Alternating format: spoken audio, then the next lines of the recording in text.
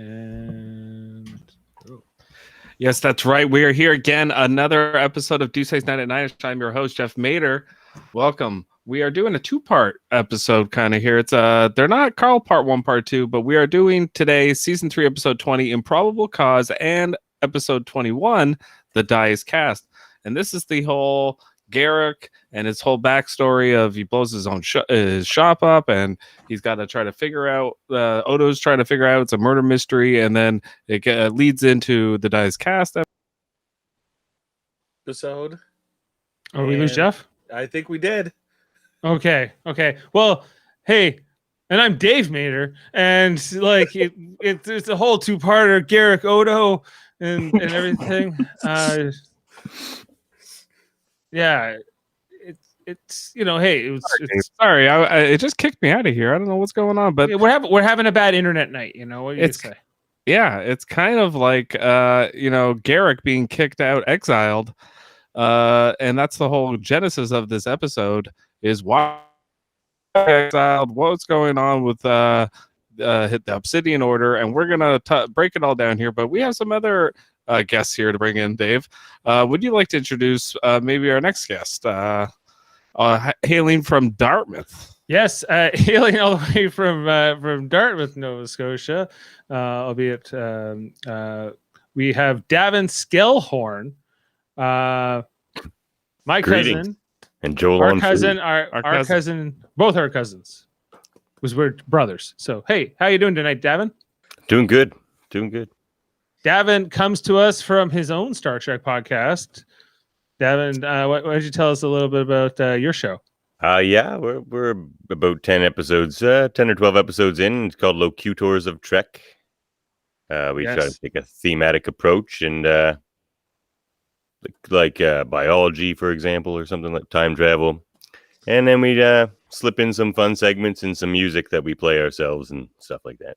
Yeah, I was listening to an episode, really enjoyed it. You were talking about culture, and I love how you kind of went through the different cultures. Like, this is what we know about the Romulan culture. This is what we know about the Klingon culture, and kind of breaking that out with everything sort of with history and sort of very intellectual. You have another Dave that you do that podcast with. So it's Dave and Davan, and there was also a Scotty, no relation, on your the podcast I listened to as well. He was giving you guys some trivia. He was hitting you with some hard hidden trivia. Yeah, so. He was. Yeah, I generally only do podcasts with Daves. Yeah, but Dave's. Well, hey, we also have with us Jaemeel Robinson, who only one of this podcast, not directly related to some, and we don't know yet.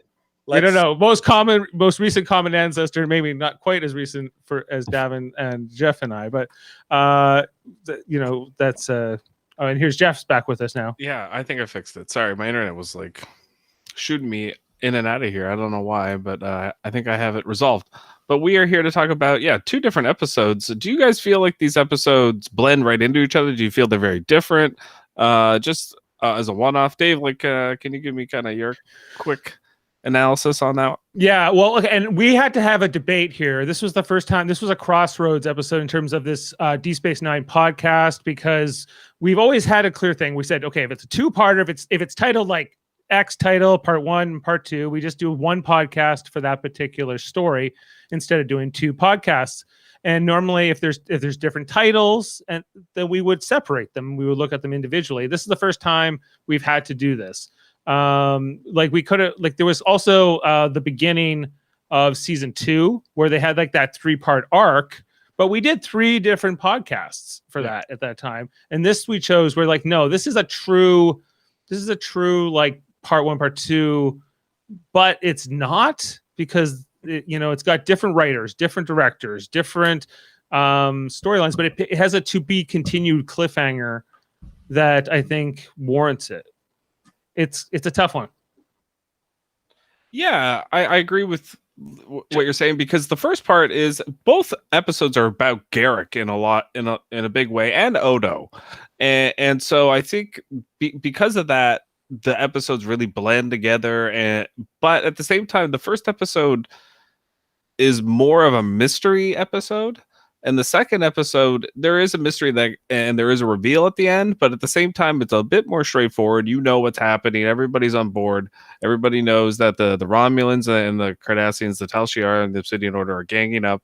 They're figuring they're they sent the message out to everybody, and they're going across the wormhole to go after the Dominion. And the Federation's kind of cool with it.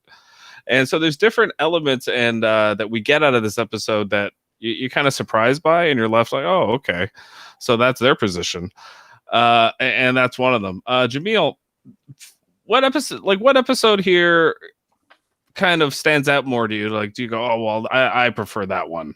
Oh, the first one by far. And the reason for that is when you put both episodes side by side, the impact of the second episode is all set up in the first episode. Plus, the first episode actually is a pretty good storyline that you're following from beginning, middle, and end. Like, when we were questioning if we should do this as one episode, like I asked this question. I'm like, can you watch the second one without it being heavily influenced without the first one? And like Dave said no. And I'm like, well, then that's pretty straightforward. We have to do both as a singular entity.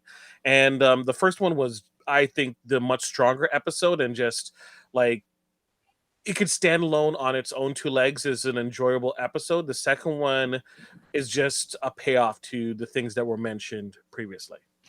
Yeah, I think it's more like we wouldn't want to sit here and do a podcast just about the Dias cast, and therefore the Dias cast is kind of like a PS to this really strong episode in Improbable Cause. Yeah.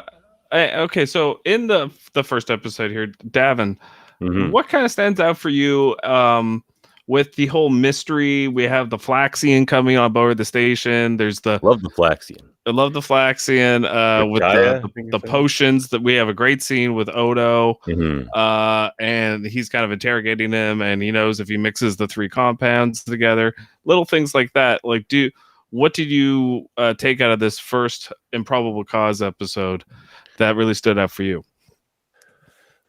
Well, I like that this episode has quite a few things going on. It has a lot of Shakespeare references. Yes. And as does the following episode. And they sort of pay off at the end, too. It was a really good Shakespeare payoff at the end. Yes, definitely. It's subtle, too. Something I learned from Dr. Bashir. Yeah. You can learn everything from Star Trek. Yeah, I like Garrick's reaction to the Flaxian showing up to assassinate him. Right. Which is just to blow up his own shop to get Odo to kind of flush out the Flaxian and remove the danger. It's a typically Garrick play. Yeah, it's a misdirect, that's what I really like about this episode, is that it is an early season 3 episode. It's later in season 3, but we haven't got a lot of Garrick Odo stuff, and this episode is full of it. We get to see Odo be the cop, the detective that he loves to be. We get to see Garrick and Bashir have lunch at least like once or twice. Yeah, can we talk about this opening scene? Because sure. I think the Caesar and the Brutus and we're gonna get lost in it very quickly, just because there's so much more that comes after it. But it's a great setup. Another Garrick Bashir lunch. We'll get many of them in the series. And I love how there was the one time they were talking about the Cardassian literature, like the never-ending sacrifice, where one generation of the family just repetitive epic. Repetitive epic, and that's what Cardassian literature is about, right? Yeah. And now he's like, I was reading this; it was ridiculous. He doesn't know Brutus is trying to kill him. Come on, I do in 5 seconds. You know, and he's like, but then Bashir says that is the tragedy of it. He didn't know his best friend was going to stab him in the back. Garrett's just like, it's not being He's like, you think this guy runs an empire? This guy runs like a great empire. He's a military tactician. Are you kidding me? He makes a good point. Like later on, when he has like the whole the boy who cried wolf, and how he goes, "Are you sure that's the point of the story, right, Doctor?" And just I love like how you can look at the same content through a different cultural lens here, and how the Cardassians view the world, and how they're both kind of equally valid in some ways in terms of accomplishing just your goals or whatever. Their perspective, yeah, like Absolutely. and yeah, he says to him, "Never say the same lie twice." That's the line, never tell the same lie twice, and that's like a different perspective. It's a Cardassian perspective. It's like the boy was just stupid. He just kept telling the same lie over and over. Yeah, they're gonna catch on, and that's what Garak loves to do. He loves to misdirect. He loves to tell you the truth as a lie, or tell you a lie as the truth, and. So I think he's like he always views these human anecdotes through the Cardassian lens and through his lens, and he often critiques it in a great way. He's always kind of from like a smug, like, oh, that's not a very nice story to tell to children, stuff like this, and so he's great, and he has so many great lines in this episode and the next episode. With an Abertain, which we'll get to. So continuing on with the actual lunch, so we later on realize why he never actually touched his food. It's because it was already poisoned already. Yeah, he might have known. Yeah, or he suspected He's it well could be.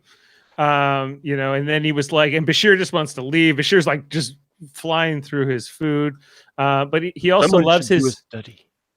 Yeah, you should do a study about your hunger. You humans who just want everyone's gonna take your food away from you, even though we see O'Brien just plow through his food when it's lunch Fear again. of starvation amongst plenty. That's like that's one of the high points of like the next episode, the Dice Cast, where O'Brien sucks at lunch.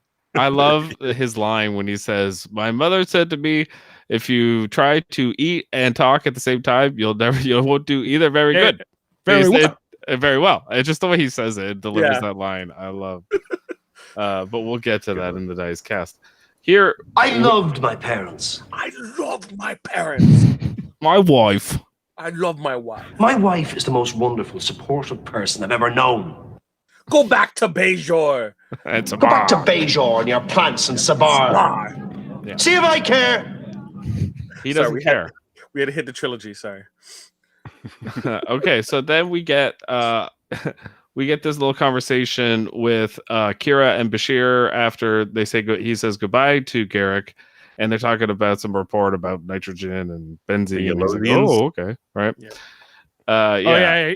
It melted the carpet, Doctor. Yeah, it melted the carpet, and he's like, well, that's what they breathe, so and they don't see orange or yellow, so watch out for that. I hate this alien shit, Doctor. Like all this diplomatic. Oh, the new aliens are coming. I gotta get through the atmosphere. I thought it was a great jargon conversation for them just to be talking about right before, a set piece blows up, in the episode, which I thought was cool. But does it really matter that they can't see the carpet? No, I don't only if it's red or orange, because they can't see that part of the color spectrum. But like they'll see the form, but they won't they can't interpret the color, and they just see like a whatever variation of the color that they see on their spectrum, but it's still the same form. They just don't want to look dull. Well, I'm not quite sure, Jaemeel. Like this is supposed to be that bugged me. That for that split 2 seconds, it bugged me. I don't know. Yeah, so then Garak's shop blows up. I'm sure on first view, a lot of people probably thought, well, Garak's probably dead. But no, he's not dead. We get a scene in the sick bay where they're analyzing. We also get a scene in Garak's shop where they are kind of trying to figure out what happened. So those are the two scenes that kind of occur right after. The first one, it is basically them trying to figure out like who could have done this to you, Garak. Garak's not very cooperative, but they kind of like already get into the banter with him, like, hey, like we know you're not going to tell us the truth, so why don't you cut the crap here? And he's like, well, I don't, what crap, and all this kind of stuff that Garak does. Some of this stuff is really great banter, but it is a little bit, it kind of drags, but it's good. Dave, what do you like make of the investigation? Because this is the start of the investigation here with Odo trying to figure out what's going on here. Do you think it's like a good mystery? Like, who's trying to kill Garak? And then it ends up being Garak blowing up his own shop, even though the Flaxian, like they already hinted at it in an earlier scene. But like, do you think it pays off well? Do you like the little clues? Does it rewatch well? Yeah, well, I think that's all. That's all a lot of questions, but I think like the two things about it are the first time, absolutely. I think that this was an intriguing mystery. We're still the whole idea of like who Garrick is and trying to figure out this backstory. We had the Enobrantane set up, and we've had a whole bunch of things that have been building up into this point. Yeah. I think maybe on the rewatch, what I sense a little bit from you is that maybe I know that Garrick blew up his own shop, and I know where this is going. Right. So seeing the deception play out is maybe not as thrilling, but which I get. Like it's because it's kind of got you have to see it coming or be able to rewatch it and it all hold together. They used to be a little bit more obvious, deliberate in some of that stuff in TV. Yeah, that's a good right? point, and that's a good observation with the Star Trek in general. I think sometimes they make it very obvious for the layman. And nowadays, TV is a little bit more complex. You got to read into every little thing and every little clue and Easter eggs and all this kind of stuff. Yeah. They weren't there. Yeah. When this aired in 1995, I was 12. So it's like, or you were even younger, right? So it was you want it to be accessible to the kids as well, but still, it was supposed to be kind of all ages, kind of a family show in that sense. Sort of. But with like dark themes of torture and war and religion and holocausts. It could be as dark as you wanted as long as you didn't go down the sex path or over violence, gory violence, basically. They could pretty much tell any story. You could vaporize, you could mass vaporize people, but it's as long as it's not too much blood involved. That's okay. Yeah, no blood. Yeah. Yeah, that's why they could do what they do to Odo in the second episode where they're torturing him. And that's okay, even though it's just a really bad sunburn. That's all. It's just, it seems uncomfortable. Just explain to the kids. Something about that scene, though, is he's using that quantum, the quantum stabilizer or something like that. Yeah. I'd have to think stabilizing things on the quantum level would probably done some really bad things to Garrick, too. He might have had some radiation. He might have asked for some hazard pay. He's wearing an iron vest or like an iron cup. The same thing. There's an image for you, Jeff. I take it back. Garrick looks fine. Yeah, Garrick. That's a good picture of Garrick. It's from the set, but yeah, that's not. Is that from this episode? No, that's from the next one. That's from that was like that's like a shot of him in the. I'm melting into, or I have the changeling disease. I'm molting. But yeah, Jeff, I think that this mystery is I think that Garrick's great. I think Andrew Robinson really strong. I love the Boy Who Cried Wolf story. It's still it is such a rewatchable scene over and over again. Still funny, still well acted, directed. This is Avery Brooks, by the way, directing this episode. I think the Odo and Garrick pairing is really strong in this episode. I think Odo as the constable, as his Batman skills are put into full effect in this episode. Yeah, he is really playing the Batman character, even going to his scummy contact. Yeah, he has in a cave. In the cave. Yeah, he does the thing with the flaxseed and the perfume. He goes to see Deep Throat in the cave. He's calling. I have a new face. I don't want you to see it.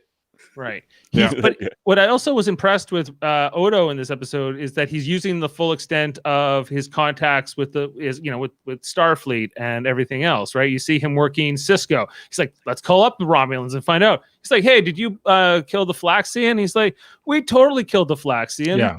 That's a great moment when Cisco says, "Oh, I hardly think the Romulans will cooperate with us." And Odo's like, "Let's try." And then the next cut is, "Oh, I can't believe you're being so forthright." It's like, yeah, we did it. We did it. Oh, okay, you did it. All right, we did it. Check the treaty. Yeah, we're allowed. It's allowed. Check the treaty. We can assassinate people in Federation space. Or was it Federation? Yeah, as long as the ship was docked or de-docked or something like that. Or It's a strange practice that the Romulans seem to get away with whatever they all want. Like, as long as they need, like, the Federation needs them for something, like a cloak or some sort of alliance, or the Cardassians need them. Yeah, it's always some sort of nefarious alliance with the Romulans, and it never seems to go well. And there's a moment, I think, in the next episode where Tane says, "Oh, no wonder the Romulans can't conquer anybody. Their food sucks." And they suck at making food, or they suck at their cuisine is terrible. Yeah, the drink he pours, he's like, "This is not good." Yeah, he's drinking and he's like, "This is terrible." But come back to part one. We haven't fully gone through part one, right? Like there's a few other things that are set up here, including there was Mila, right? Because there's the one part where Garrick finds out that certain people have died that are all the old friends of Enabran Tain, which he's thrilled to hear, and he goes, "Well, I should find out about Tain himself." Calls up Mila, who do we believe that Mila, who I believe is right there up until the final episode of the series in season 7. Yeah, is she his mother? Is she Garrick? Yeah, I always got this impression that she's Garrick's mother, or because we know that Tain is Garrick's father. Tain also says he should have killed his mother. His mother, like, before he was born. So, and he does say he wants to kill her too at some point, just because she knows too much. Yeah. Right. Yeah, so she gets set up here. They bring her back several times. She has this interesting dynamic with Garrick. I think that you see this vulnerable side to Garrick, which Andrew Robinson doesn't really bring too often to the character when he talks to her. When it does happen, it's very impactful. Yeah. So I think that there's a lot of interesting things that continue. Like there's kind of like the longer thread here, and that's why this is also an interesting two-parter, if we can call it here, because we got part one here that's written by Rene Echeverria with a story by Robert Letterman and David R. Long, but then you have Ronald D. Moore picking up in the second part, right? And Ronald D. Moore, one of my favorite Star Trek writers, right? But even though we were saying like the Dias cast is not as strong maybe as the mystery and sort of the suspense of this first part, it's like I think the part one is an incomplete episode, right? They had to make the Dias cast in order to do the episode right. And that's the part about it. Like this felt more in line with like the serial nature that you saw of like Battlestar Galactica, where like the episodes like blend into each other. So even though there is a story in one episode, it isn't a complete story until you see more of what comes after it. So that's how I feel about the two episodes. But that first one is so strong. Yeah, I agree, Jaemeel. Like they are breaking away here from the TNG model of the episode to episode. Like this episode really does it well because they already have introduced the Enabran Tain thing, the Obsidian Order. They've also already introduced the Dominion and the homeworld planet that they have to go to destroy. There's many things that have already been set up, and if you hadn't watched another episode, like you would be like confused a little bit, I think, but you would still be able to follow. But you do need like that context. Whereas a TNG episode, they go to like a different planet and it's a completely different story, and that's the case like 95% of the time.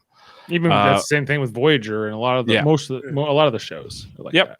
But DS9 was the one that was different, and this is where I think they started to do it. Is like, oh, we can just do a 2-part episode that's, blending both of these two different storylines of Garrick and Odo together. And then, really crossing all the different species too, like having Cardassians, Romulans, Dominion. They haven't even brought the Klingons in yet, but once they do, they'll really have like all the chess pieces on the board, and they can really play with them however they want. Davan, let me ask you, like, what do you make of Sisko in this episode, the Improbable Cause episode? How do you feel like he's helping Odo well in his investigation? Does he care enough about what happened to Garrick's shop? No, but you also never hear me say a bad word about Benjamin Sisko.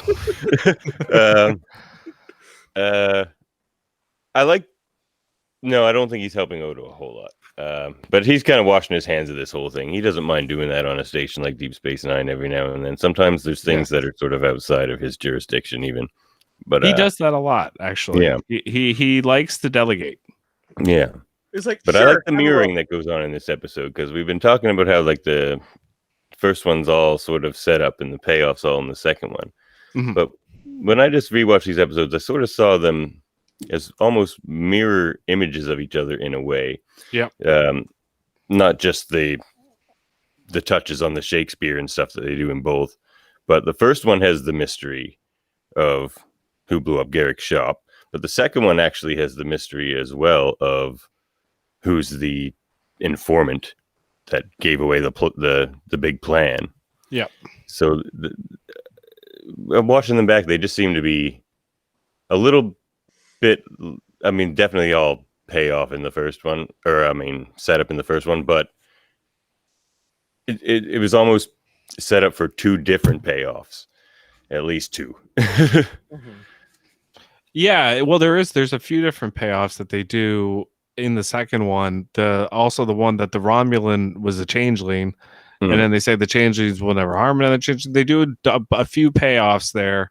Just kinda, they like to do that too in these. They've done it already. Dave, I forget what the first episode or one of the first episodes of season 3 was, but it was a similar thing where they were in Dominion space and there's a big battle. The search. Are you talking about the search part the 1 search, and 2? Yeah, the search part 1 and 2. And this is again another two-parter where they go into Dominion space and everybody gets annihilated again. It never seems to... How many Dominion ships? 150. Yeah, I love that moment in the scene where she waits a few seconds and then says that.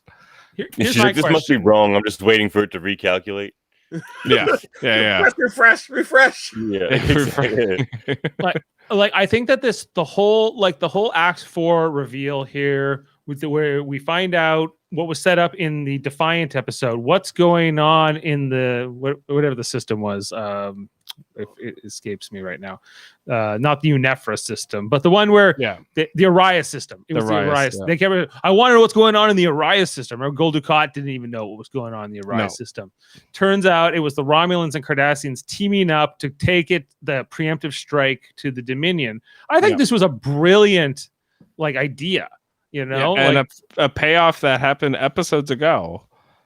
That DS9 is doing very well here in season 3. Because there was that mystery, and then you're like, okay, what's the Obsidian Order's up to something? They're building ships, but to what end? Maybe you can speculate that they're going to team up with the Dominion or go after the Dominion, maybe. But this whole idea of teaming up with the Romulans was really smart. I think that, and it also created this whole new plot line where and the Tal Shiar and the Obsidian Order are neutralized by the end of these 2 episodes, right? These 2, they're kind of out of the way, and Lovak explains that at the end of the second part. But at the same time, just on that point, they also set up the little bits of information about what's to come. It's like you have to start asking yourself the question. They said that the Federation, the Klingon Empire, are already going to be neutralized. It's like, how so? What are the plans in motion that are to neutralize them?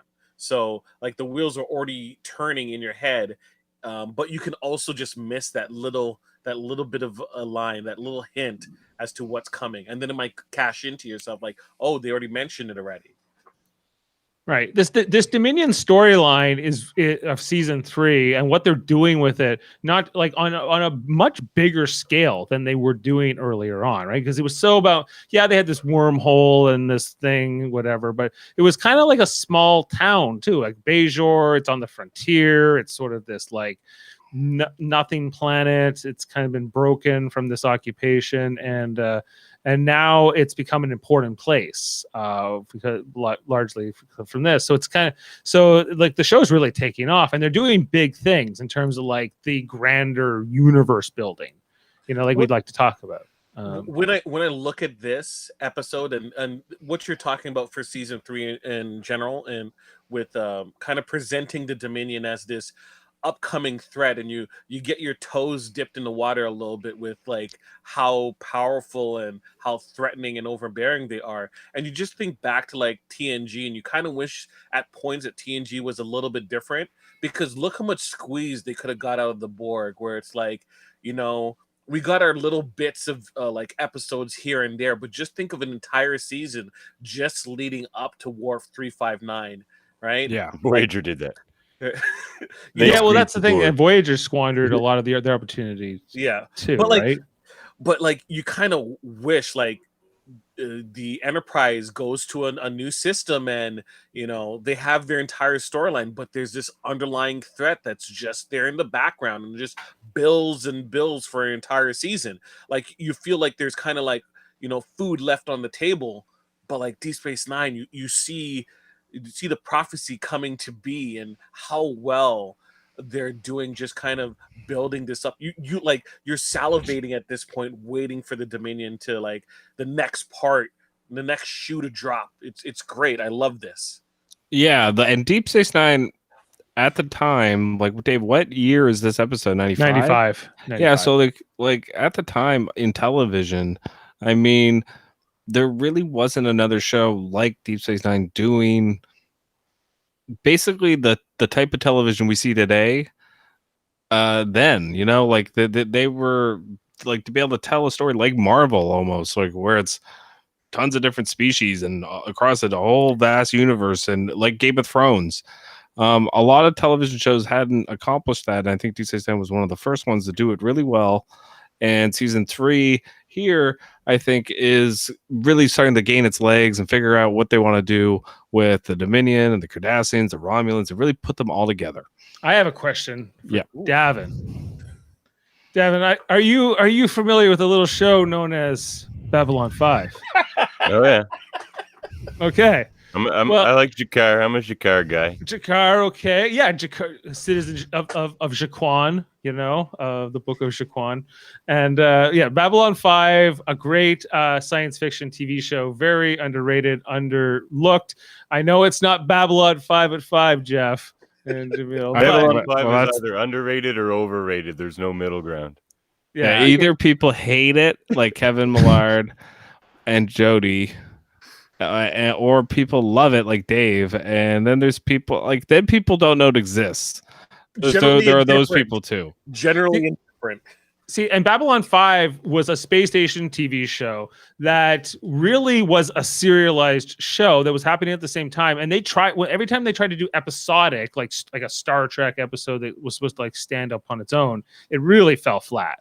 It was like what that show really is, a 5-year sort of sci-fi epic, like novel of sorts, right? Because it's almost completely written by one writer, all those episodes. And so it's like this really holds up in comparison too. But I think that what they were doing at the time, I think they had a competitiveness with each other that gave good products in both as well. Mm-hmm. Kind of like WCW and WWF, Jaemeel, if you remember the Monday Night Wars. Well, the undercard for WCW was fantastic, and the top stars for WWF were really good.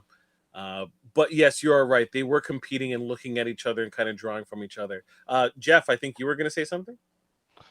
Oh no, I was just gonna say, like, the scene when Garrick's about to get on the runabout, and he's talking to Bashir about, basically Bashir says to him, "Hey, if there's anything I can do for you, let me know." And then Garrick proceeds to completely screw with him for about a minute and a half, and then he's like, "Oh, go into that locker, go into my quarters, open up a panel." Yeah, there's an isolinear rod. I need you to grab that rod and and eat it and do like all these different things. And then at the end he's like, "Is this actually what you want me to do?" He's like, "No, I'm just screwing with you." Like, and he just he walks off. It's like chocolates. Yeah, that reminds me of the earlier scene too, where it is that investigation with Odo and Garrick, and Odo's just like, "Oh no, he actually doesn't know who's trying to kill him, because if he did, he'd already be like spinning out an elaborate. Yeah, web you of would. Yeah, lies you would to be cover the dancing truth. around the room saying Yeah. something to somebody else, but he's not. He looks worried. Yeah. Well, and the scene when Odo confronts him is I mean, fantastic acting from both actors when he says like, "You blew up your own shop, Garrick," and like that whole moment is so. And then like just they both perform it so well because there's a moment where Garrick like he's just stunned, and then Odo says something like, "I've never seen that look on your face before," and then Garrick like responds right away with a quip. But you can tell, like, just everything about it is really, really good. I want to say about that whole scene where, Rene Auberjonois, we don't get to see his face for the reading of that line, and I feel like maybe that's the only missed opportunity. But on the other hand, we in place we get Edge Robinson's reaction to how and we just hear Odo. He's like, "You blew up your own shop, Garrick, and I'm done. I'm not Dr. Bashir. We're not having a little banter here over lunch. Over lunch. I don't give a shit. Tell me what the hell's going on."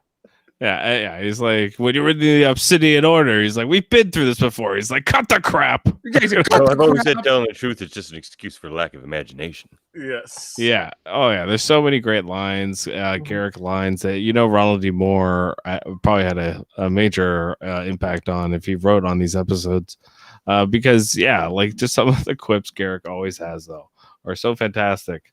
Radio theater. That's I was watching this episode. I'm like, radio theater. No imagination indeed. Let's add that. Oh yeah.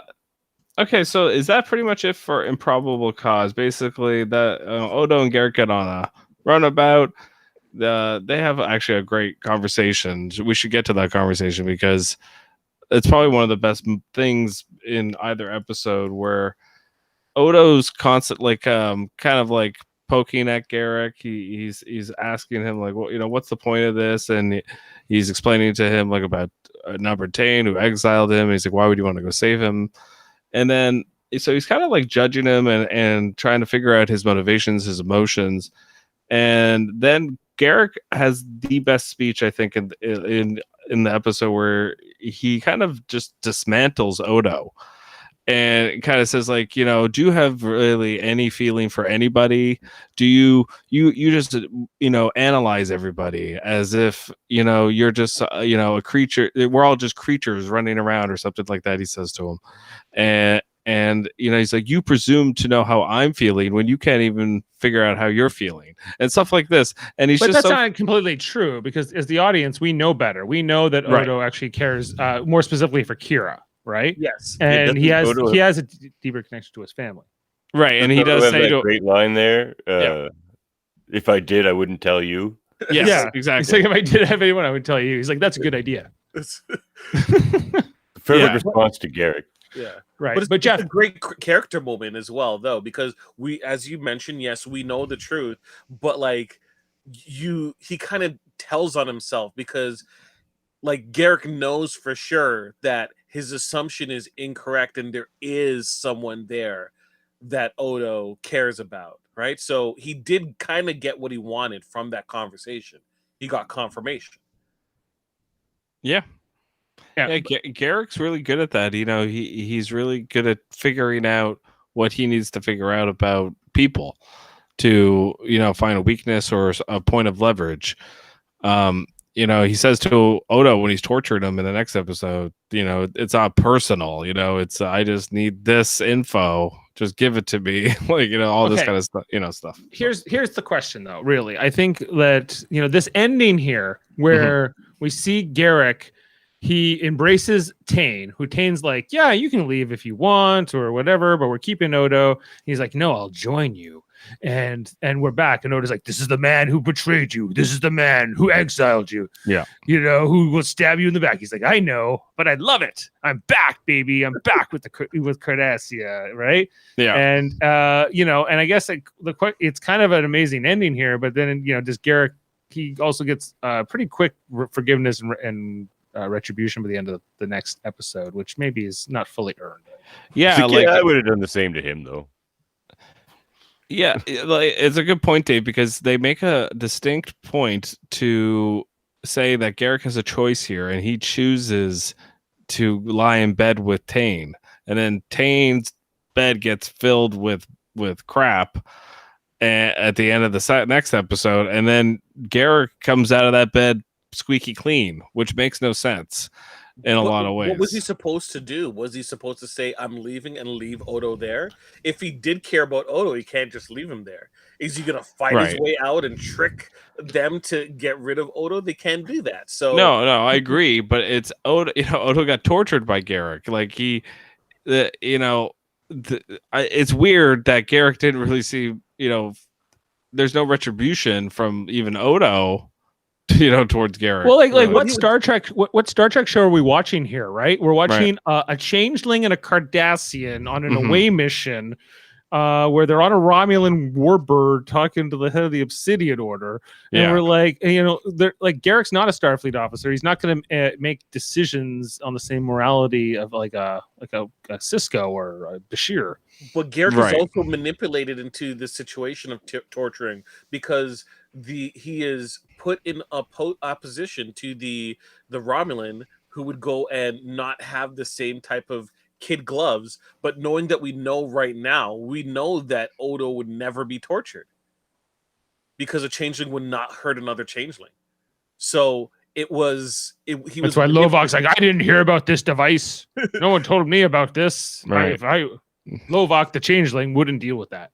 Yeah, you think that would be important for Lovok the changeling, but it wasn't.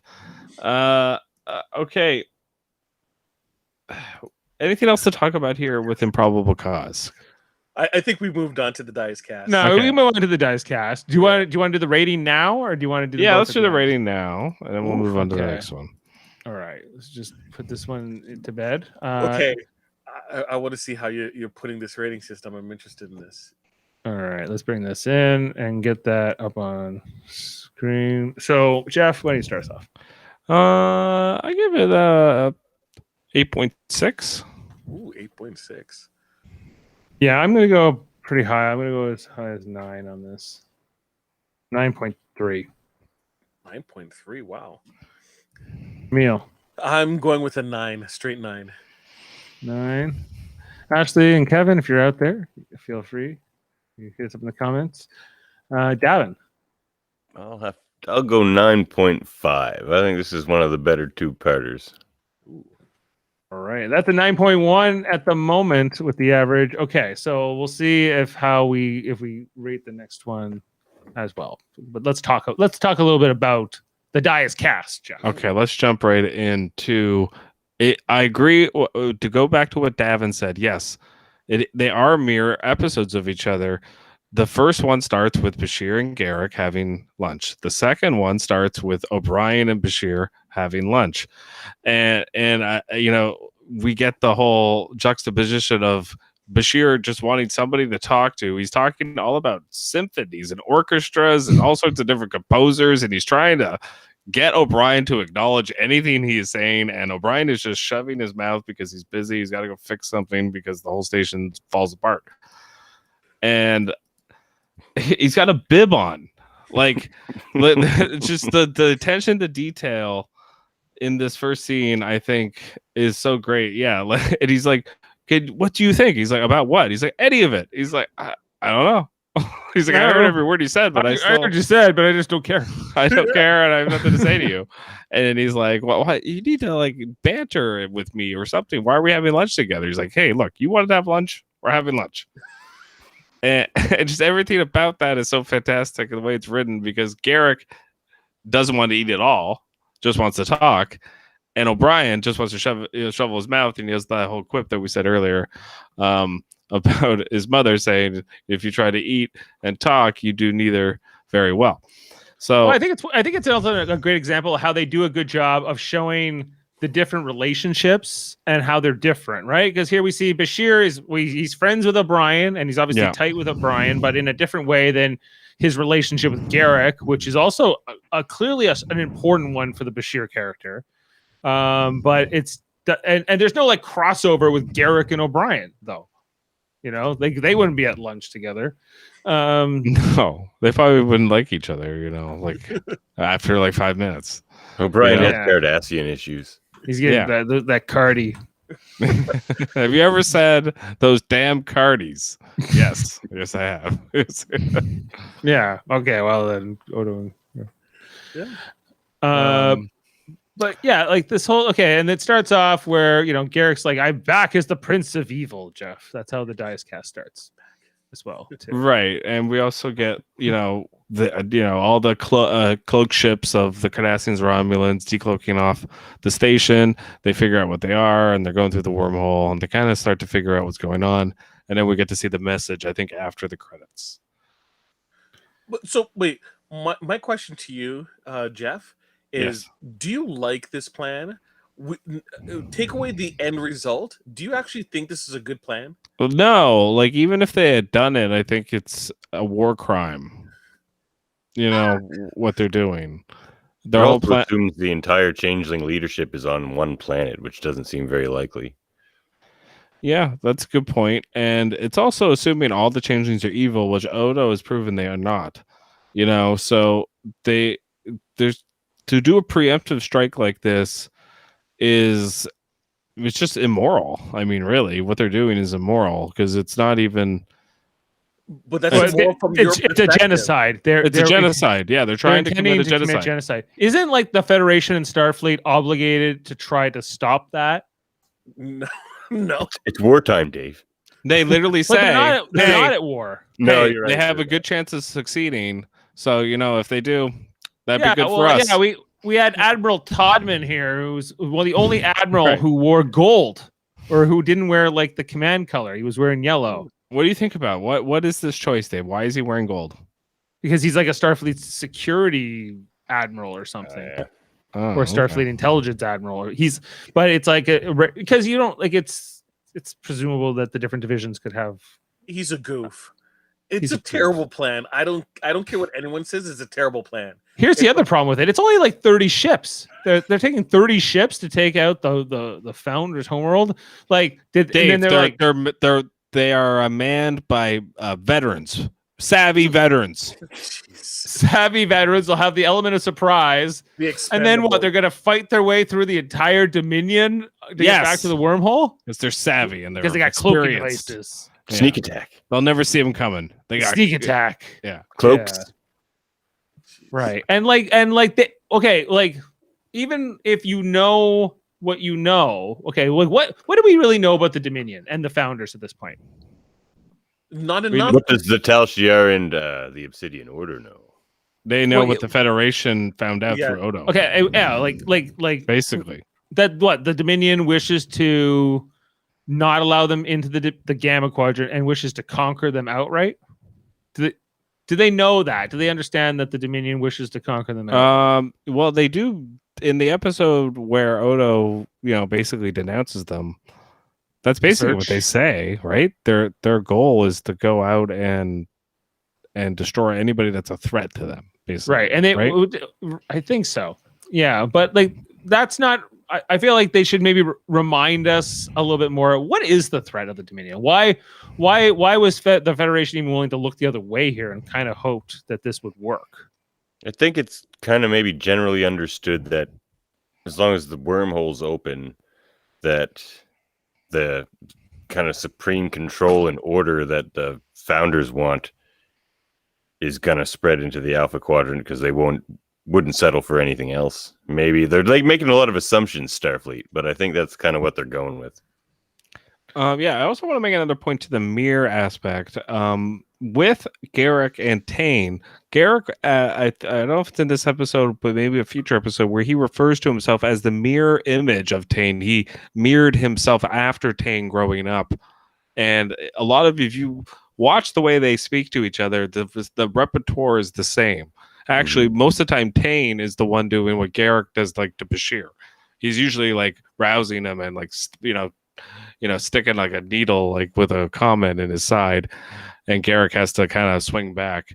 And so that's kind of what I do. I think there's something to what Davan brought up with the whole mirroring. Well, I think that scene you're talking about too. I don't think he ever wanted to kill Mila. That was just a way to try to goad some sort of response. Those two are all about gauging responses. Yeah, like Odo has the great line where he says, you two say a lot of nothing to each other. You end up saying nothing or something like that. He says to him, right? And it's you say so much that you say nothing at all, or something. Yeah, you end up saying nothing at all. Yeah, and then there's a great moment too, which is like a call to a future episode where they have a little look at each other where they say, "Have you ever heard of a gull named Ducat?" So that's a great moment too. Oh, the business with the arms merchant. Yeah. What it was the business with the arms merchant? Yeah, right. Does that have to do with Ducat's? Because we know that Ducat's father died because of Garrick.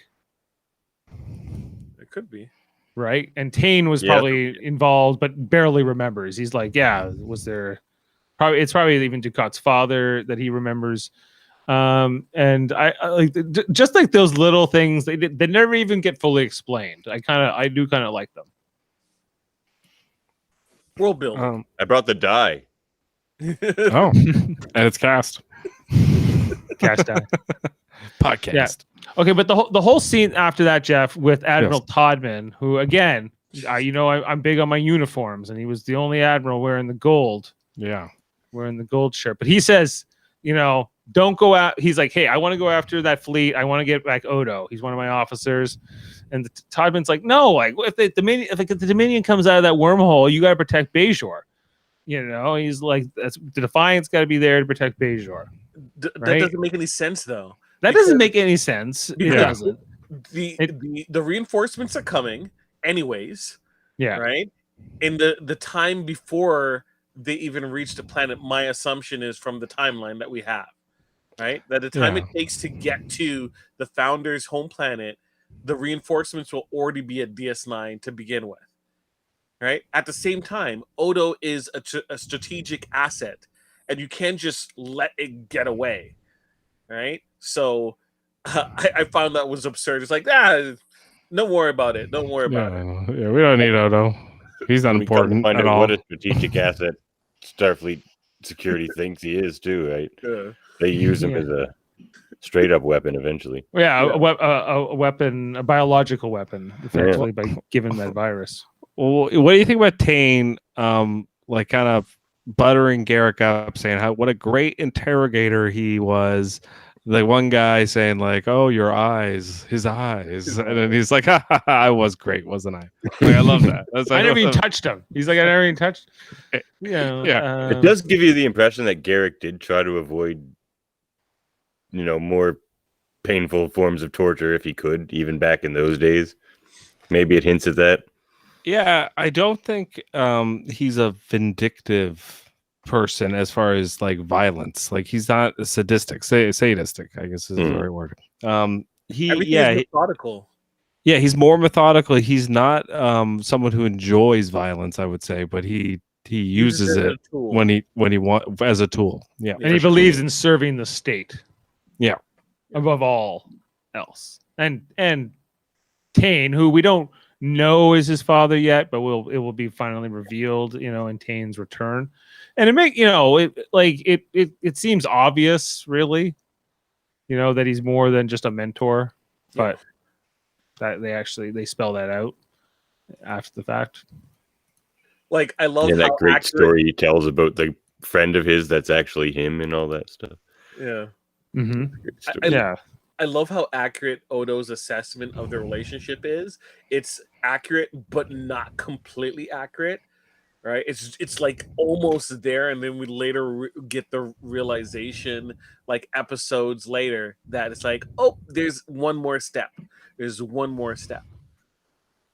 So once again, their interrogation of each other, their back and forth was like mirrors, where they understood the other person but didn't completely get all the information. Major Kira, the relationship with Tan, they were just almost there. Yeah, because they're colliding two storylines into one room there, where they have Odo and Garrick kind of going at each other, and they don't know everything about each other. And I do think Dave's right, where like they're reminding each other that these people are different, that they don't know everything about each other yet. You know, it's not like everybody automatically knows about the story we went on with Garrick and Tane the last time. You know, so maybe Odo needs to be brought up to speed. And he doesn't understand everything, or and we the audience still don't. We won't find out for a couple seasons that Garrick is his son. So like there's a whole tapestry to this that they haven't even got to. Eddington has more to do, and we started this podcast off talking about Eddington and how much Kevin Millard loves Eddington, and so does Davan. My lucky loony. His lucky loony. Do you know how hard it is to grow tomatoes? Okay. See, exactly. He's right about that. It's not easy. Two things with Eddington. What? Okay, so there's the moment where he kind of disables the Defiant, disables the cloaking device. Sorry, there's the moment where he disables the cloaking device, right? You guys got me? Okay. Yeah, we hear you. All right, Javert. And there's also the moment where he says, "Okay, I disabled the thing. It's gonna take a little while to fix it, but we can't go into the Gamma Quadrant. 10 And hours. it's gonna take 10 hours." And O'Brien's very upset, and he really doesn't like Eddington.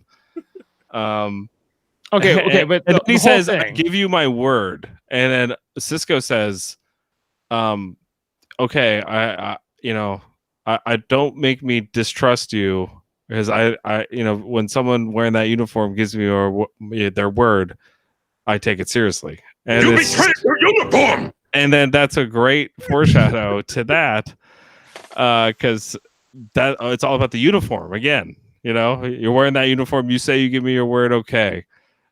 But little did he know, he's a Maquis spy. Yeah.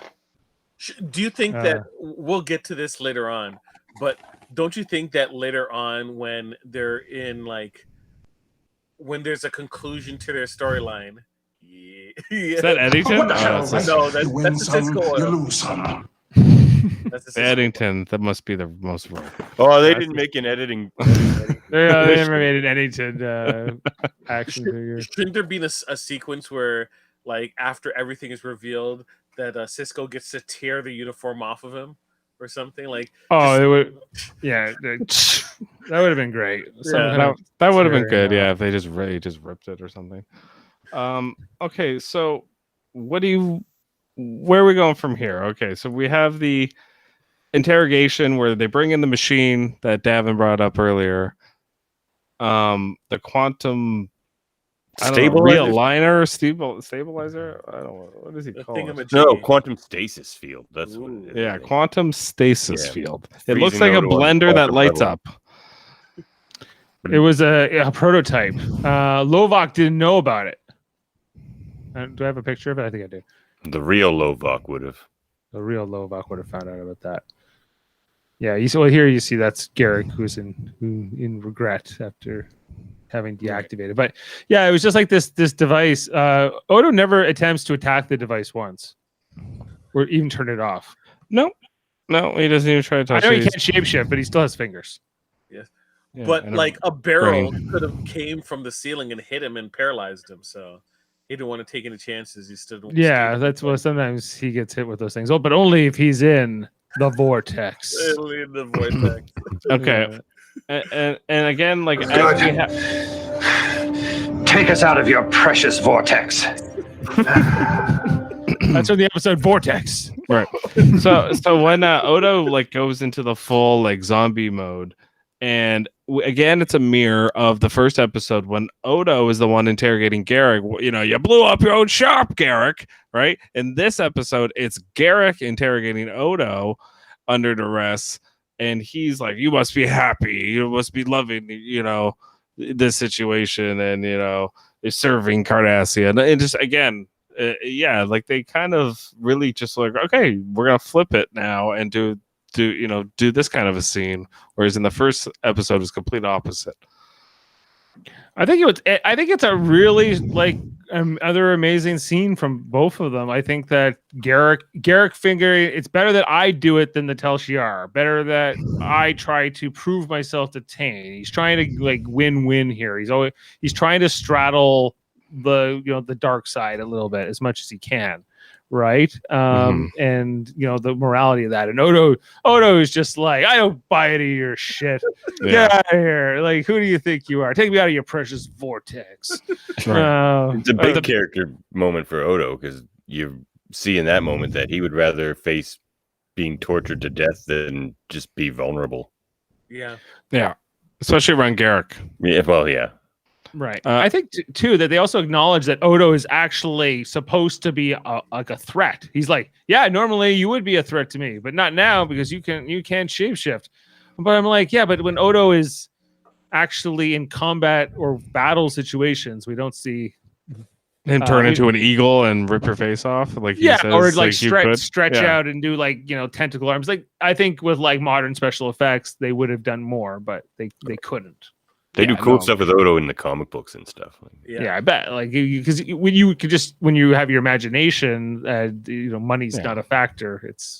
He's kind of like the Green Lantern, He's got the willpower. He can manifest whatever he wants. Yeah, like he's or Plastic Man maybe.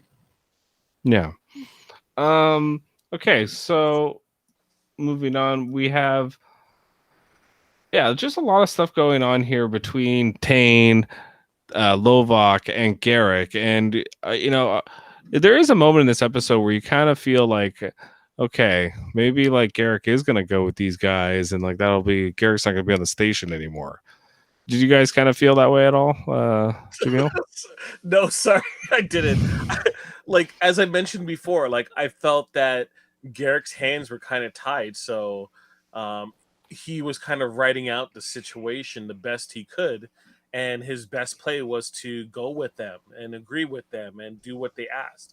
Otherwise, there's a chance Odo might not make it. Yeah, and I think Odo understood that. And that's why he doesn't kind of like he doesn't make a stink about it when he doesn't throw him under the bus when they get back, even though he could have. Yeah. You say, he totally was good to join. He was good to go Vader. He was good to join Tane at the right hand of the father of the Emperor there, and they were going to commit genocide against my people. Yeah, and that's the big reveal that he reveals to Garrick is that he would like to go back and be in the Great Link, and he's like, I don't like my people, but I can't deny that I don't want to see them die, and I want, even though like I don't accept them and they don't accept me, and we don't see eye to eye, they're still my family, and I still would want to go back to them if I could. It's a super strong scene. I think that whatever bond here like that built between Odo and Garrick, I don't feel like they paid it off nearly as much as they could have after this, because I feel like these two characters were. I don't remember them doing much together after this. Like, there was all that the time they were off with Kira in like the Cardassian Resistance in season 7, but that's down the road. Yeah, that is down the road. Okay, so so then we get kind of the big battle that we can talk about here, guys. Okay, basically, like we already mentioned, the 150 ships are coming in, and he's like, "How many?" Like, what does he say? I think he's just like, "Is your computer working or something like that?" Yeah, you see, like they're like, "Hey, we're destroying the planet," and they're like, "Yeah, but there's no life signs," and they realize they've been had, and they're like, "There's a lot of ships coming out of the nebula." They go, "How many?" And 150. They previously mentioned they only were 30 ships. Right. Why do you think Cole can disperse? It's unclear. It it just ends the. I wish we could see more of the battle, but they have mentioned that standard cloaking doesn't always work against the Jem'Hadar and the Dominion as well. Yes, and also there's the moment where Garrick says to Lovok, like we gotta go, like we gotta head back and go to the Alpha Quadrant. We're doomed. Like, and he says no, we have to, have our final stand here. Yeah, and so get our ships and have a final stand here. I'm like, wait, what? Yeah, so what he's saying is, everyone dies and nobody can, get out of here, and he's doing that. First thing probably would have happened had a changeling not been at the helm, right? Yeah, they would have probably realized they should have got out of there But they, that's the thing with the changeling, and the changelings are the most terrifying because they can do that. They can infiltrate you and then become you, and that is like a great concept to have, especially with somebody like Ronald D. Moore, who would go on to make Battlestar Galactica. He really had a lot of fun with that concept there too. So Lovok on his shoulder, the changeling. Yeah, I think that part's smart. I think that the space battle I think is kind of underwhelming. I feel like they were trying to like take a series of steps to build up to things like the Way of the Warrior and the other big space battles that they would go on to do. But they have their ambition for this kind of stuff. Even to have like 30 ships on camera feels like ambitious back in 95. Yeah, and they really hadn't. I don't think they had shown off the Defiance cannons, like phaser cannons, like they did in this episode. They really showed them off. Yeah, they wanted to show it. Like, I think they destroyed like 3 or 4 Jem'Hadar ships, right? In this when they joined into this battle. But like all this tells me, like, just screams like this is the part that needs to remaster part. Well, yeah, this is where I think like you could go back, you could even add a few minutes of footage or space battle footage. There are fans that would appreciate it. I think that there's give me the Deep Space Nine Blu-ray, give me the extended and things like that, because there's extended episodes. Why not? With more. Did you guys see the remastered battle scenes in the documentary? Yes. I put them on sometimes. So great. Yeah. And you only get like a little taste of it, right, in that documentary, and you're like, we could have so much more. Do it. Yeah. What do you guys think about that, or the conversation that Garrick and Odo have when they're on the runabout and they're escaping? I think it's a great kind of capstone to the episode, both episodes, where they both talk to each other. Like, he's like, I apologize for what happened before. And, Odo says to him, like, I can understand the need to want to return home. Mm-hmm. So like they both have that understanding with each other. And I think that's both these episodes are about both these characters. I mean, both episodes. And Odo whacked him good. Yeah, he did. That looks painful. Well, it did save my life, he says. It saved my life, but he nearly broke. Like it looks like he has a strong face bone to start. Right. Yeah, cranial ridges, man. Cranial ridges. Yeah, I think that by the end of these 2 episodes, I think Odo and Garrick should have been tighter. And like we said, like they could have done more with those 2. Their personalities don't work together. For some, one of them's really serious, and the other one needs somebody that's more gullible. Needs a Bashir. Conversation? Garrick needs a Bashir. You'd shoot a man in the back. Well, it's the safest way, isn't it?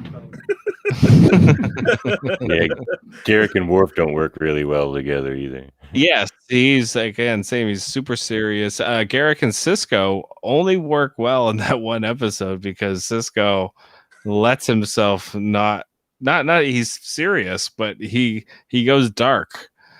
And in the pale moonlight, yeah. So like I think that's what Garrick. He either needs you to be a bad guy or like Bashir and be like a gullible banter, somebody to banter with. Okay, are we ready with some fun facts, Dave? Do you think we should get to that soon? I think we should. Yeah, let's get into the fun facts. Because I just wanted the only thing I wanted to mention the finale of the Die Is Cast. Where it's the final conversation between Garrick and Odo, not in the runabout, but more like in the tailor shop, where he's like, "Why don't you like?" What does he say? Quark wants to start up a strip, like a massage parlor or something, like a rub and tug or something. Yeah, and he's like, I don't think that Cisco would approve. Why don't you bring back your tailor shop? He's like, what the sad part is, I really am a good tailor. Mm-hmm. I also thought it was like just we never see Rene Auberjonois through the whole scene, right? It's just like we have this close up on Andrew Robinson, and then we have like the reflection way off of which I think it was just like this director of this was David Livingston. I thought just a really interesting end to this arc. And the other thing, the two that we maybe forgot about in the ending here was when Todman, the admiral, and the gold yellow admiral, the only one ever seen in all of Star Trek. He's like, "Don't you ever pull a stunt like that again, because I'll court-martial you, or I'll promote you." And then what a bad joke. Yeah. Yeah. Yeah. Not as good as the Shakespeare line that ends this episode. That's the one I like. But he said, fault, dear Tane, is in our stars, or in ourselves, not in our stars. I love that line. Pays off the whole episode. Yeah, like I just think the whole where he's like, yeah, none of the Cardassians or Romulans got out. He's like, sounds like Wool 359 all over again. He's like, my thought exactly, because my wife died there, and no one died. My wife did not die this time. So it was kind of like, I felt like it was kind of a dig. I didn't like it. I'm like, that's personal for Cisco, Wool 359. Yeah, well, but it's a massacre. The admirals aren't always nice. No, not this one. He got Eddington on doing his dirty work. Okay, Dave, we have another uniform update that you didn't catch. This episode marks the appearance of a new style of Tal Shiar uniform. This redesign was Ronald D. Moore's idea. After he watched the episode Visionary, he came to feel that the old style Romulan uniforms were unacceptable, and he had Robert Blackman give the design an overhaul. I hated the Romulan costumes. Big shoulder pads, the quilting. I just loathed it. I begged, insisted, screamed, pleaded. End quote. I think that was a good move, because I think that, yes, I agree that that was a sleeker look for the Romulans. They didn't look so bulky compared to what Denise Crosby was wearing as Sela, with the massive shoulder pads and boxy look. It was the 80s, man. It was that was in fashion, and then it went away. I guess the mirror ball look from the 60s. Yeah. But it was actually the 2360s. It was the 60s, man. The 2360s in the Romulans, and then they grew out of it in the 70s. Yeah. I just love. I begged, insisted, screamed, pleaded. Who did Ronald D. Moore? Ronald D. Moore. Yeah. That was a good move. Ronald D. Moore was trying to bring some style to these Romulans. Yeah. Cylons had pretty big shoulders. Yeah, that's true. Yes. This was the first appearance of Juliana McCarthy on this series. Her character Mila appeared in a greater capacity in The Dogs of War and What You Leave Behind, the last episode. So she's in the last. She's right up until the end. This is one of Ronald D. Moore's favorite episodes. This is talking about Improbable Cause. We'll get to the dice cast. Oh, so this is the Improbable Cause fun facts. Yeah. Okay. Yeah. This episode, along with the dice cast, was broadcast by the BBC in a feature-length format on its first airing on the 13th of March, 1997. So Sweet. BBC didn't get to watch it for 2 years, but they got to watch it at once. So good for them. Right. The second part of this two-parter, the dice cast, was not the next episode to be shot, because it was never intended to be a two-parter. Pre-production on Through the Looking Glass was already well underway when the dice cast was greenlit. As such, the episodes were shot out of sequence, and the air dates of this episode and Through the Looking Glass were flipped. So that's even more interesting, because we've been treating it like a two-parter. We're here sitting doing one podcast. Yeah. For it wasn't even shot. It's like part of the same thing. We went back and then shoehorned. This episode second parter. Yeah. I got the second part. Yeah. Odo and Garrick are with Tane on the Romulan ship. What now? Go ahead, Ronald D. Moore. Let's get out better costumes with these Romulans. Yeah, I blanked. I played it. Season 4 Battlestar all over again. No, the original. Yeah, okay. Okay, so this was the first Star Trek two-part episode with different names for part 1 and part 2, although there had already been a 3-parter with different titles: The Homecoming, The Circle, and The Siege. But they weren't really. It was like they were standalone episodes. Right. But they were a part of the same story. It was also the first episode within a two-parter or multi-part story to be directed by a cast member, Avery Brooks. Jonathan Frakes had previously directed The Search Part 2 and Past Tense Part 2, but he was not a regular on DS9. So, yeah, I guess. But that's kind of cool. A scene was scripted with Quark talking to Odo, Bashir, and Garrick about Rehtaeh, and can be found in the script. Quark says of the Flaxian, quote, he didn't have the eyes of a salesman.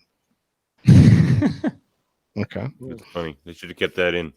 They should get that in. Joseph Rushkin has played the role of Galt in the original series, the Game Masters of Triskelion. Have you watched that episode, Dave, on Gamesters of Triskelion? We have not. We have not done that on original series. Well, it's coming up. We can't avoid it forever. Tumek in Deep Space Nine, the House of Quark, and looking for Parmak in all the wrong places. I believe. Parmakai. It doesn't say that. It says Parmak. No, Parmakai is the partner. Parmak is the act. Yeah, it says looking for Parmak Looking in for all the love, wrong. looking for Parmak. I always like to say looking for Parmakai in all the wrong places. But it's incorrect. And Cardassian informant in DS9, Improbable Cause. A son's officer in Star Trek Insurrection, a Vulcan master in Voyager's Gravity, and a Saluban doctor in Enterprise's Broken Bow. Joseph Rushkin has been around. Broken Bow? Broken Bow, sorry. Joseph Rushkin, Cardassian informant, appeared in every Star Trek television series, so except TNG. So he's like the only one to do that except Majel Barrett.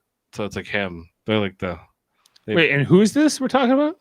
I believe the guy that played the Flaxian. No, sorry, he played the Cardassian informant. Yeah. Oh, the guy with the eyes. Yeah. Deep Throat. Deep Throat. Mm-hmm. Deep Throat has been in like everything except TNG. We didn't really talk about that scene a lot, but I love that whole like he's up there and we get like later on a little quick close up on his eyes. And, yeah. I don't know who this informant was. I think there was another episode like in season 1 where Odo goes to meet the guy. Maybe it's in the Vortex episode. Like this one was pretty cool. I thought just how they shot it. He's like, yeah, you don't need to see me. I'm around. I'm up here. I got a new face. You won't be seeing it. But I like at the end, he's like, now my debt is paid. But if you want to trade me for some new information, I'm totally down. We'll see. Yeah.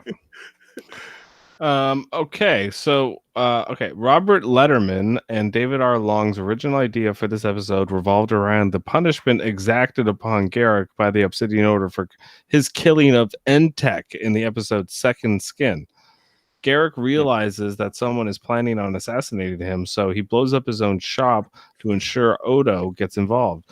Although the producers love the idea of Garrick blowing up his own shop, they dropped the link to Second Skin and instead decided to connect the episode to another previous episode, this time Defiant. Specifically, they chose to reveal exactly what the Obsidian Order was up to in the Orion system. And so they're paying off what Dave wanted with that great mystery that they set up in Defiant. It's why, like, the other Star Trek shows didn't even come close to doing stuff that was this smart. No. The episode was originally a standalone episode, but the writers realized that the story's original ending was too weak and decided to expand the plot to accommodate a second part. Initially, in Act 4 of the single episode script, Garrick tells Bashir that if anything should happen to him, there is an isolinear rod behind a wall in his quarters, which the doctor should give to Cisco. Then, at the end of the episode, with Garrick and Odo trapped on the Warbird, Garrick tells Tane that if he doesn't let him go, the information on the rod will be revealed to Starfleet. As such, Tane releases them, and the audience never finds out what is on the rod. The writers hated this ending as they felt it undermined an otherwise superb episode, but they were unable to come up with anything more satisfactory, as Ronald D. Moore points out. Quote, everything we tried was just a writer's device or a cliche or a convenience or a cheat, end quote. That was until Mike Pillar, in his last decision as an executive producer, suggested they turn the show into a two-parter. This necessitated a quick rewrite of the end of the episode so as to lead it into part 2. So yeah, so that's it for Improbable Cause. All right, and it's probably a lot of the same facts for the Dice cast, other than they didn't film part 2 until 2 weeks later. They filmed a whole other story where they had to play mirror universe versions of themselves, and then they had to come back and pick up. And he's like, "Well, hey, remember he was eating lunch with Garrick? Let's have Brian eat lunch with him to start this week." Yeah. Okay, so this episode was the first with Ira Steven Behr as executive producer. One of the major changes he made to the series in action sequences, specifically space battles, had to be shown on screen more often and not just referred to, as TNG had repeatedly done. As the episode budget of the DS9 shows could now accommodate more extreme battle sequences than TNG could do during its series run. Starship fights became more commonplace in later seasons, especially during major Dominion War episodes. This particular episode marks the first sign of this change, as it features the biggest on-screen battle in Star Trek history up to that point, in the Battle of the Omerian Nebula. And so this is really interesting. This is basically the handover from Michael Piller to Ira Steven Behr. This glorious day. These series of episodes. Did you have a tambourine? You're like, it was come on, we know this is there you go, like Linda in the back. I'm ready with the props. Okay, as with Garrick's quick, almost reflective killing of Entek and Takani Gamor's warning to Kira not to trust him in Second Skin, the writers saw this episode as another chance to remind viewers that Garrick wasn't a typical good guy, that he was in fact capable of committing knowingly nefarious actions. According to Ira Steven Behr, quote, "We wanted to show that what he's capable of, even if he doesn't want to do it, you could torture someone if you had to. Garrick can do it," end quote. Yeah, I don't know if we had to have this scene, but I think it's interesting that we did. I think we saw Garrick murder 3 people before. Yeah, they were bad guys, all of them, but and they did it with ease, though. Without even barely blinked. Yeah, no, he didn't care either. And remember Kira just had a double take, and she's like, okay, Yeah. Let's get out of here. Hutzel was instructed to come up with a way to do the battle scene without going over budget. His solution was to create transparencies of the models of the Romulan warbirds and the Cardassian ships, and to use those transparencies in the background. Coupled with the fact that they were in the background, Hutzel ensured that the camera never lingered on one of them too long, so as to ensure viewers didn't spot the effect. You do notice, why are there so many ships just standing still for this intense battle? But it's fine. I'm glad he got the most out of his budget. That's right. The shot where the USS Defiant destroys a Jem'Hadar fighter and then flies through the debris took 4 days to capture that shot. That's what blew the budget.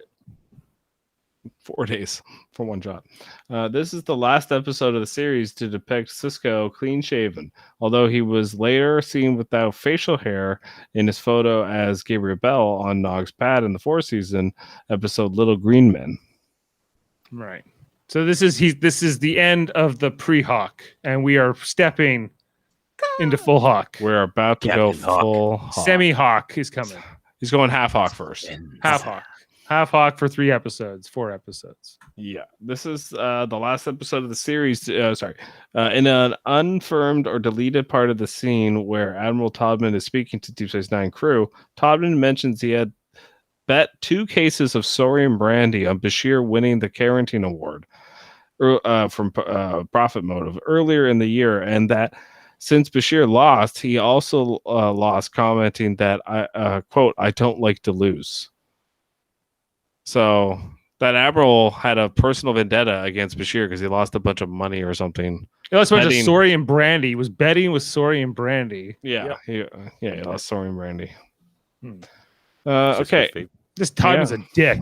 Yeah, Admiral Todman. Well, speaking of Admiral Todman, he has the distinction of being the first 24th century era admiral to wear the operations gold colors. In fact, the first 24th century Starfleet officer with any rank higher than lieutenant commander to do so. So there you go, Dave. That's why it's so rare.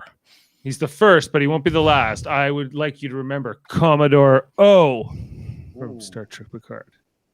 Okay. Oh, She wore gold, and she was a flag officer. okay. And a Romulan. And a Romulan, too. We got all kinds of connections. Leyland Orser, who played Lovok in this episode, these series of episodes, also played Gall in DS9 Sanctuary, Loomis in Enterprise's Carpenter Street, and Dejarin in Voyager's Revulsion. Yeah, he seems very familiar. That Lovok. Oh, I remember him in Revulsion.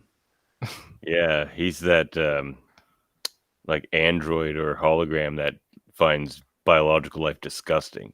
Oh, right. Yeah, Yeah. he was like the serial he's in a killer lot of things hologram. as an actor. That was good, yeah. Leon Rusum, who played Admiral Tobin, also appeared as the Starfleet chief in command in Star Trek VI, The Undiscovered Country, which also featured Rene Auberjonois. And Maybe they were time traveling together. Admiral Cartwright. Hey, we gotta rate this episode too. We have to rate the Dice cast. yes. Yes, we do. All right, let's get to that. Okay, so Jeff, why don't you start us off? I do like an 8.3. You're going 8. So you like this less than part one. I like the first one more. I like the first one more too. I'm gonna go. It's like it's probably actually more closer to an 8.8 for me. Jaemeel, 7.3. 7.3. Ashley and Kevin, if you're out there, and Davan 9. Yes. going 9. So we all were lower, right? Yes, on this episode. Although more I Garrick Varying and- degrees. There's more Garrick in the first episode, so I think 8.5 is nothing to sneeze at. 8.5 is still These are- very strong. these are two very high episodes. Like as we've been looking, our season average for 3 has been way higher.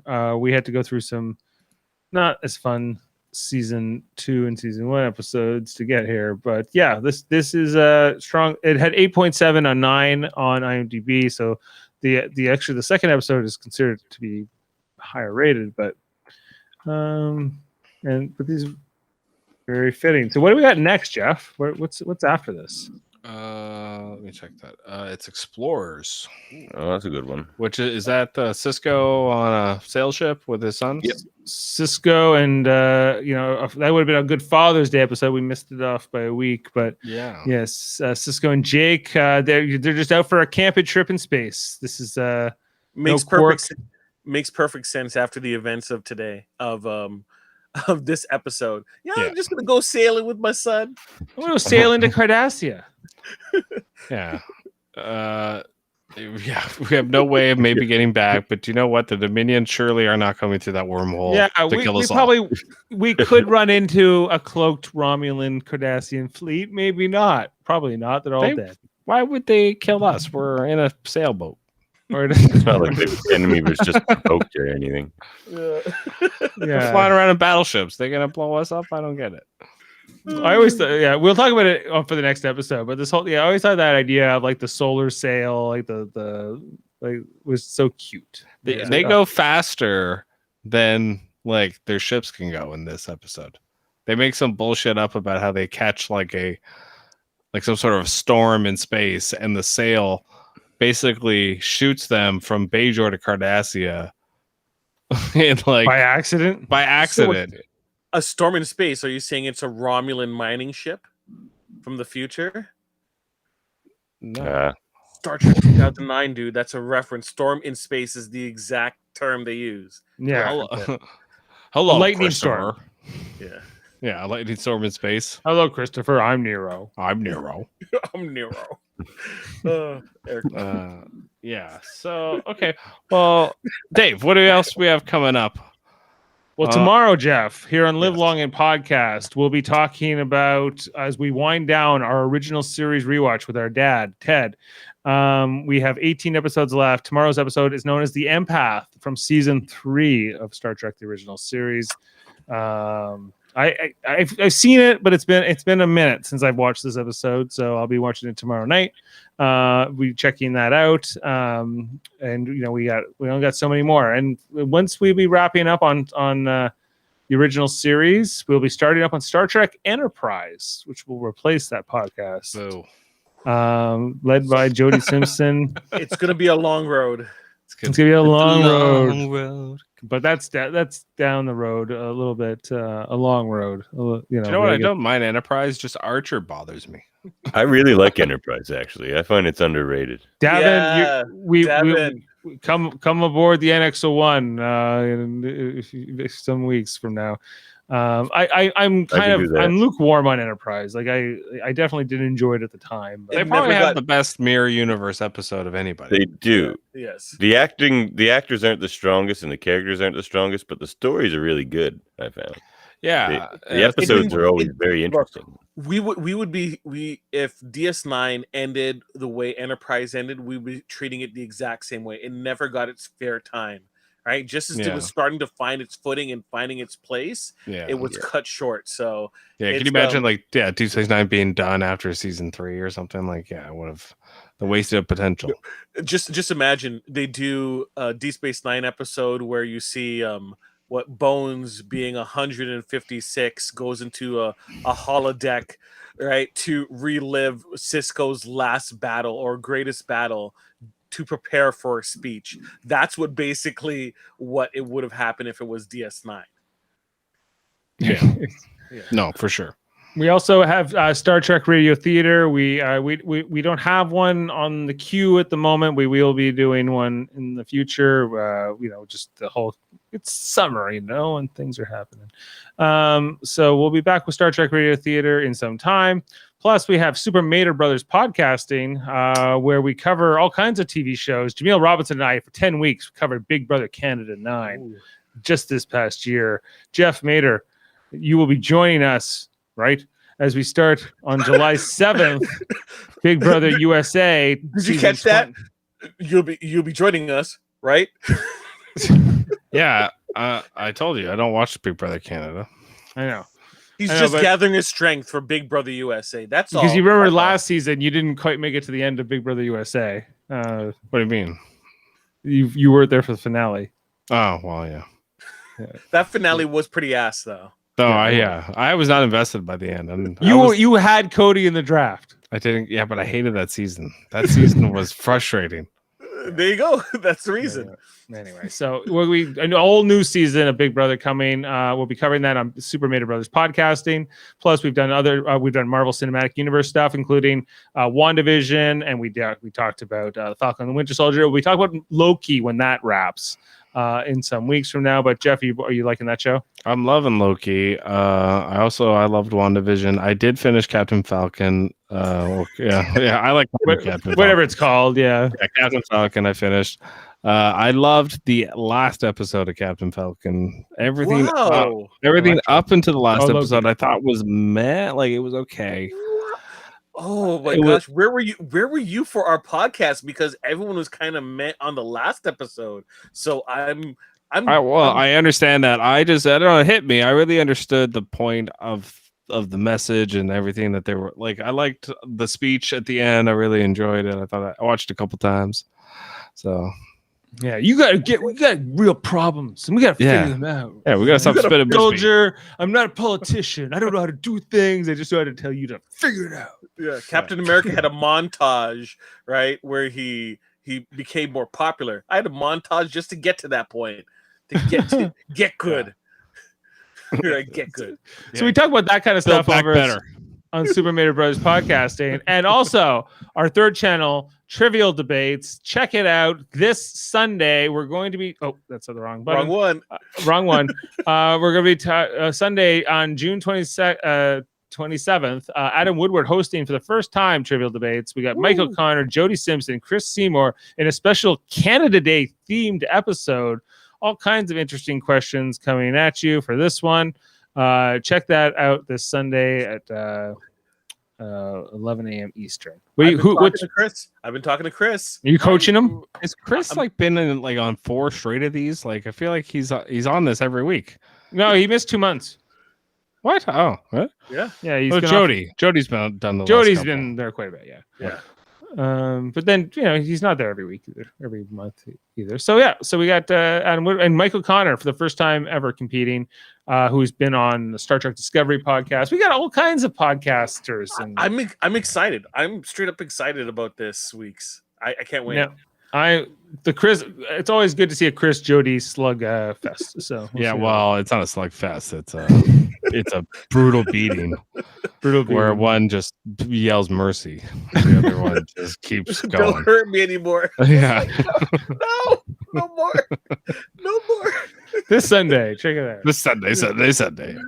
Yeah. Did you hear the questions yet?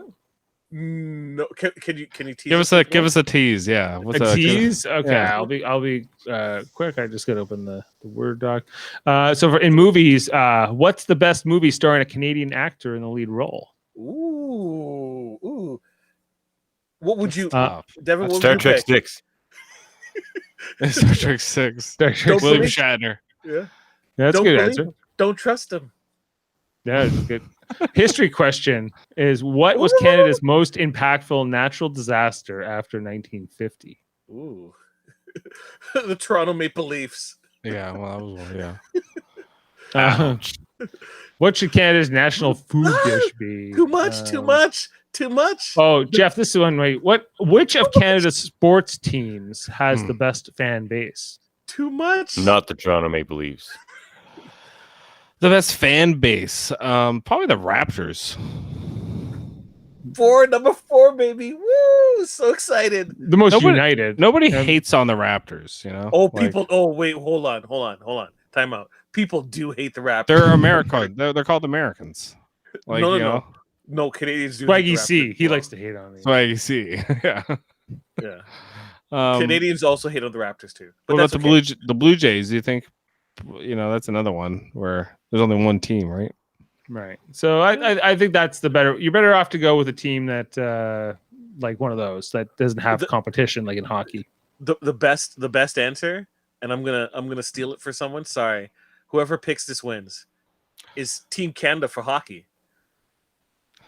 You know what? I would also message Chris and tell him that one. I would argue he was one of the soccer teams, because like their fans like sing the whole game and stuff, and like you're talking about the best fans, like. Yeah, I guess so. Like, there's a lot of choices, and the way you a lot of choices, a lot of possibilities. So check that out Sunday at 11, our next episode of Trivial Debates. But thank you for joining us here on D Space 99. Breaks. Devin, do you have something to plug, Devin?